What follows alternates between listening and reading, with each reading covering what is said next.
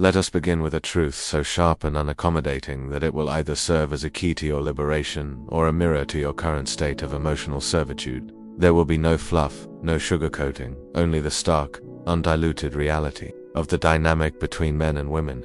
If you are a man who finds himself consistently texting her first, tirelessly chasing her fleeting attention, or attempting to breathe life into a conversation that has long since flatlined, then this message is an urgent dispatch for you. It is not delivered from a place of shame, but from a place of shamed experience. For nearly every man has stood at that precipice.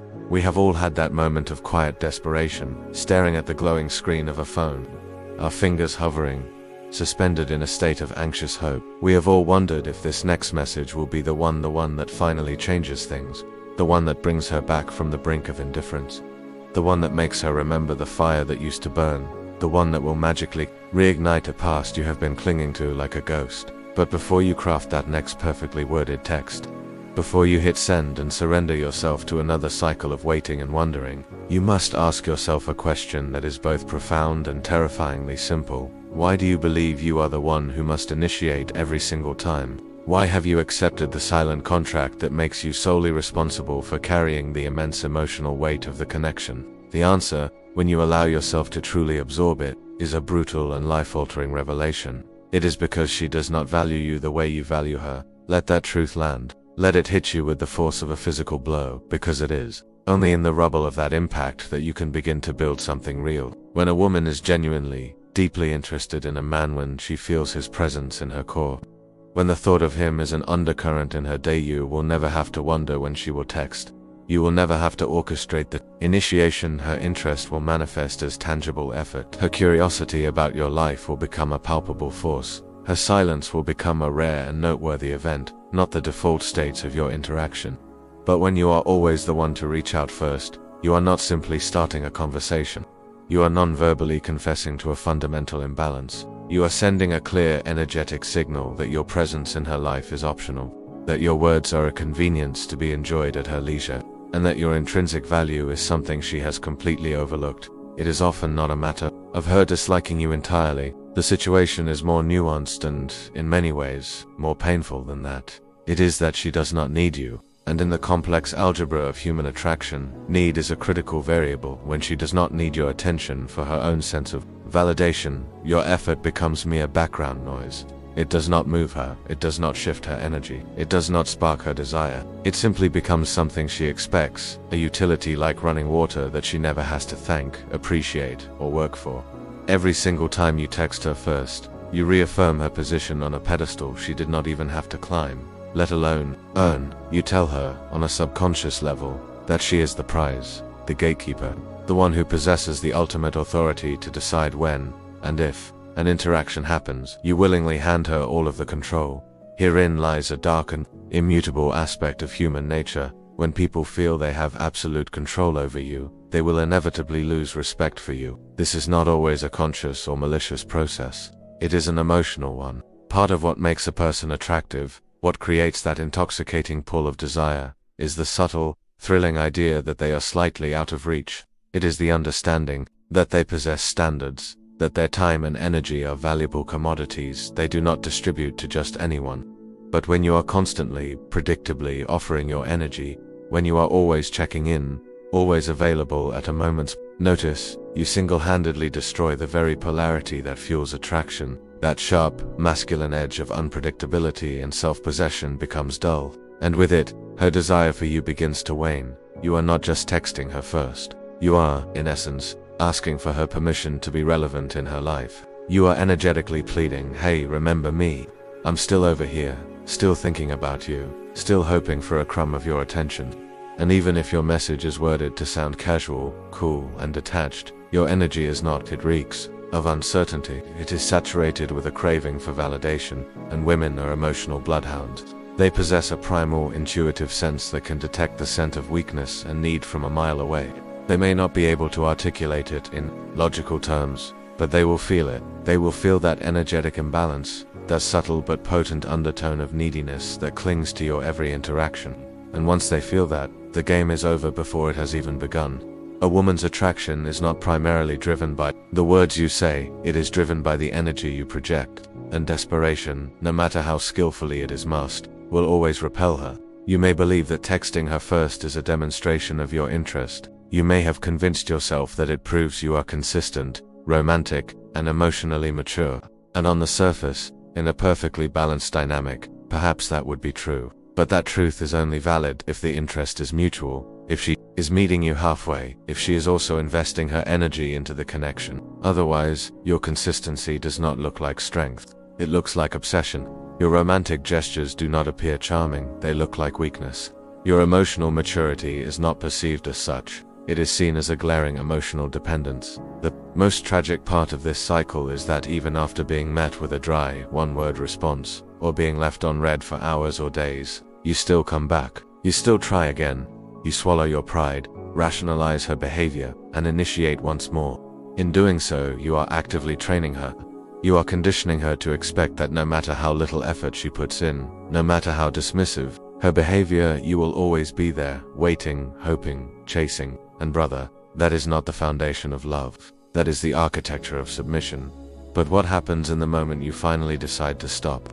The moment you put your phone down and choose your own peace over the anxiety of a response? In that moment, the silence, which was once your tormentor, becomes a powerful tool. The silence gets loud, but this time, it is loud for her. She will start to wonder where you went. The predictable pattern of your attention has been disrupted, and it creates a cognitive dissonance in her mind. She will start to question if she still has you so securely wrapped around her finger. She will begin to feel the emotional vacuum that you used to feel every single day. And in that empty space you have created, something incredibly powerful begins to happen. She feels the loss. She feels it viscerally. Not because you said anything, not because you explained your decision or issued an ultimatum, but simply because you disappeared. You took away the energy she never thanked you for. You withdrew the presence she had come to assume would always be there. And in that moment of stark absence, she is forced to confront her own feelings for you, perhaps for the very first time. And if those feelings are real, if there is a genuine foundation of respect and desire buried beneath her complacency, she will come to you. But if her interest was superficial, if you were merely a source of convenient validation, she will not. And that, right there, is the terrifying clarity you have been so desperately avoiding. That it is hard. I know it is. The silence is deafening at first. The not knowing is a unique form of torture. The fear that if you do not reach out, she will forget you, replace you, and move on without even blinking. That fear can be paralyzing. But let me ask you this. Do you really want to be remembered by someone who only values you enough to notice your absence, but not enough to appreciate your presence? Do you truly want to be a part of her life only because you relentlessly forced yourself into it? Or do you want to be there because she actively, enthusiastically wanted you there? Do you want to be chosen because she saw your inherent value, without you needing to wave a flag and scream to prove it? That is the fundamental line between the boy and the man.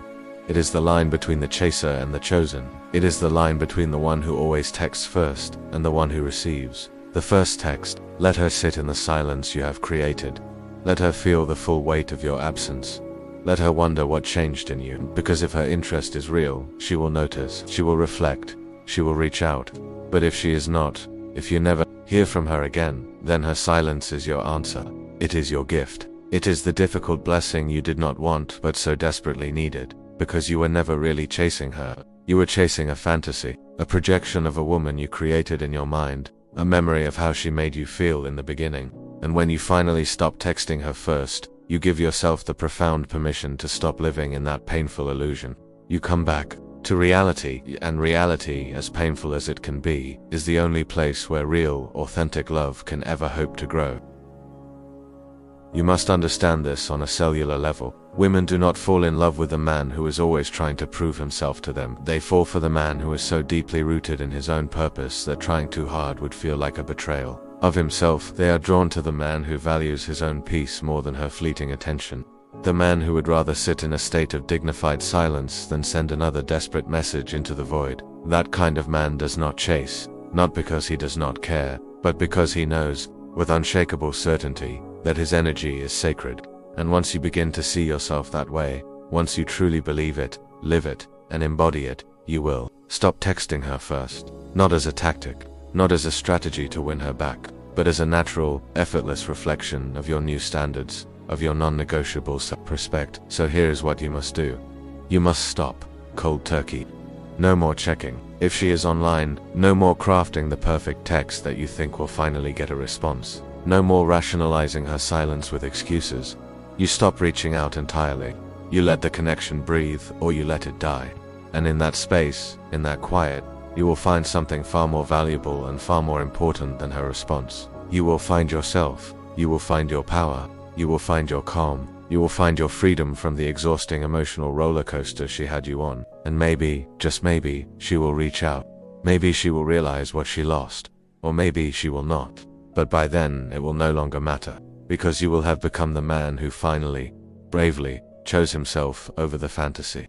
And after that, you will never text her first again. Not out of spite, but out of strength. The reason so many men find themselves caught in the agonizing cycle of texting her first is not, as they often believe, because of love. It is because of hope. It is a toxic, heavy, and delusional hope that whispers seductive lies in the quiet moments of loneliness. It is the hope that convinces you she will finally come around if you just try one more time.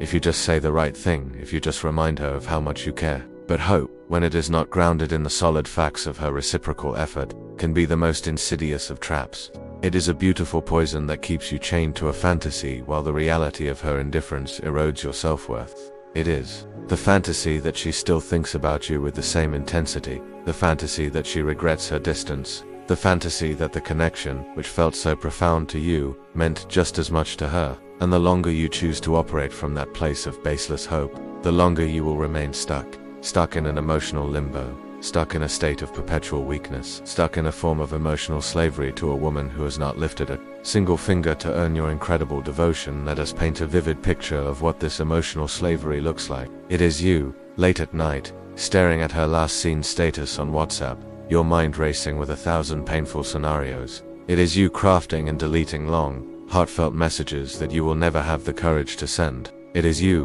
rereading your old conversations, searching for clues, trying to decode the exact moment things changed, as if you were a detective investigating the scene of a crime. It is you, living entirely in the past, while she is already moving forward, perhaps with someone new, someone who probably does not even treat her half as well as you did, but who commands her full, undivided attention. And why? Why does this new man have her attention? Because he does not desperately need it. Because he is not waiting by the phone for her to validate his existence. Because he does not offer her a constant stream of digital breadcrumbs that cost him everything and mean nothing to her. That is what truly gets her attention. Not what you give, but what you withhold.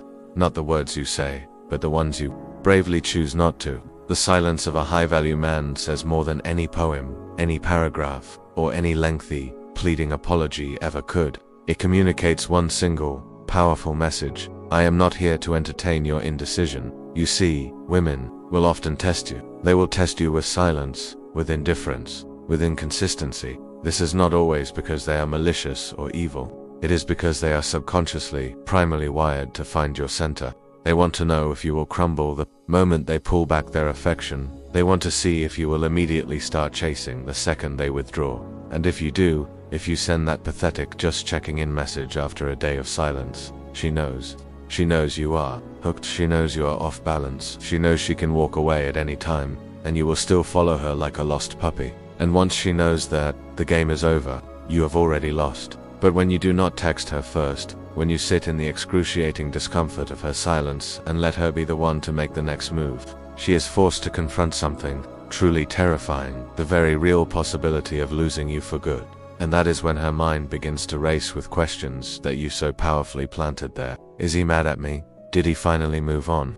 Is he talking to someone else? That curiosity you have generated is a potent fuel. It creates an emotional tension, and tension, not comfort, is the true foundation of attraction. The unknown, the space between words, the silence that follows a period of presence, that is what makes her wonder. That is what makes her reach out. That is what makes her want you. Not because you are playing a game, but because you have finally stopped playing yourself. Here is a truth you probably have not been told by your friends or by mainstream dating advice. A man who is always texting a woman first is non-verbally signaling to her that his life is empty without her. He is communicating that his days lack a driving purpose unless she validates them with her attention. He is admitting that his own happiness is inextricably tied to hers, and even if she genuinely liked you at one point, that slow dawning realization is a powerful turnoff. Not because she wants you to suffer, but because it makes her feel as though she is now responsible for parenting your emotions. And no woman wants to be your emotional babysitter. She wants to feel your strength. She wants to be able to trust that if she were to disappear for a day, a week, or even a month, you would be fine. She needs to know that your life would continue on its upward trajectory, that your purpose would not be derailed by her absence, because only then can she truly relax into your presence. Only then can she trust your masculine core. So what happens? When you finally, definitively stop texting her first, your own world begins to expand in ways you never thought possible. You start to reclaim vast amounts of time, energy, and mental clarity that were previously being squandered on your obsession with her. You start doing things purely for yourself again, without the nagging thought in the back of your mind about whether or not she would approve. You stop compulsively checking your phone and start checking in on your own growth. You go to the gym, not to get a revenge body, but because you love the discipline and the strength it gives you. You dive into your work, not to impress her with your success, but because you are passionate about the empire you are building. You pursue hobbies that you had long forgotten. You connect with real people, with friends who see your value without you needing to prove it. And in that transformative process, you become dangerous. Dangerous to her complacency. Dangerous to her sense of control. Because a man who is no longer emotionally available to a woman who took him for granted is a man who becomes unforgettable. She might not say it, she might not show it, but she will feel it. That absence, that gap, that gnawing regret that is never about the specific message you send. It is about the energy behind it. You can send a simple hey, and it can be imbued with either quiet confidence or frantic desperation. You can send a funny meme with an air of detachment or with the heavy expectation of a reply. Women feel the difference always, and the reason she does not respond to you the way she did in the beginning is not because you changed your wording, it is because your energy changed. She knows when you are reaching out from a place of need, from a place of scarcity, from a deep-seated lack of self-worth, and the only way to reset that dynamic is not to craft a better message. It is to pull all of your energy back completely. No sneaky story likes, no accidental DMS, full silence, full detachment. That is the only thing that can reset her perception of you. Let her wonder, let her experience the same gnawing uncertainty that you have been drowning in for weeks or months. That is not cruelty, that is balance. That is you reclaiming your dignity. You are not punishing her, you are protecting yourself. You are honoring your sacred energy. You are saying, if you cannot see my value when I give it to you freely, then you no longer get access to it at all. That is a boundary. And boundaries are not walls designed to keep people out. They are filters designed to allow the right ones in, the ones who deserve you, the ones who respect you, the ones who respect you, the ones who show up without ever being chased. Every man eventually reaches a point where the pain of chasing far outweighs the fear of losing. That is the moment when everything shifts. That is when you finally delete the conversation thread, stop checking her status, and start sleeping better at night. That is when you start walking taller. Something breaks inside you, but in the best possible way. The illusion shatters. The fog of emotional confusion clears, and you realize, with a certainty that shakes you to your core, that you never needed her validation to feel like a man. You just needed to choose yourself. And once you truly make that choice, you will look back at the version of yourself who kept texting her first, and you will feel compassion, not shame, because you had to go through it. You had to learn the hard way, but now you know better. So say this to yourself, and say it like you mean it. I will not text her first again. Not because you are angry, not because you are bitter, but because you respect yourself too much, because your energy is priceless, because your presence is a gift. And if she does not recognize that, then that is her loss, not yours. You gave her access, you gave her your time, you gave her your effort, and now, you are giving her the greatest and most powerful message of all, the one that requires no words, your absence. And once you embrace that, everything in your life will begin to shift. Not just with women, but everything. Because when a man stops chasing what does not want him, he finally starts attracting what does.